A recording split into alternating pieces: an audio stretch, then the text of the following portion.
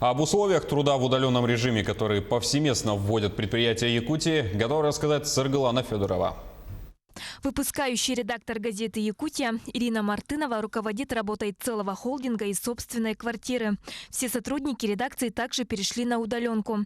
Работа идет по плану. С прошлой пятницы, 20 марта, холдинг «Сахамедиа» перешел на удаленную работу. Все сотрудники, журналисты, технический персонал АОП на сегодняшний день работают из дома. Журналисты общаются со своими респондентами по телефону, через социальные сети, отправляют свои материалы на электронный адрес. Заработную плату, сказали, мы будем получать в полном объеме и вовремя. При переводе на дистанционный режим работы меняется, собственно, только адрес – из офиса в квартиру, а остальные условия трудового договора остаются прежними. Таким образом, труд оплачивается в полном объеме. Тем же, кто находится в самоизоляции, выдают больничный лист.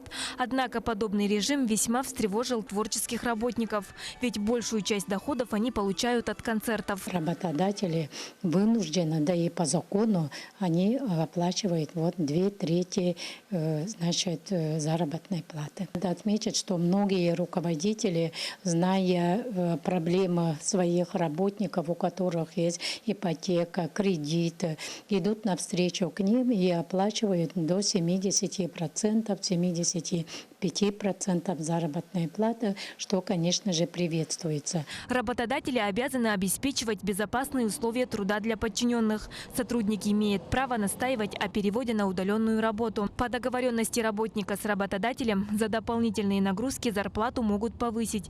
В особом ряду медицинские работники, которые контактируют с больными.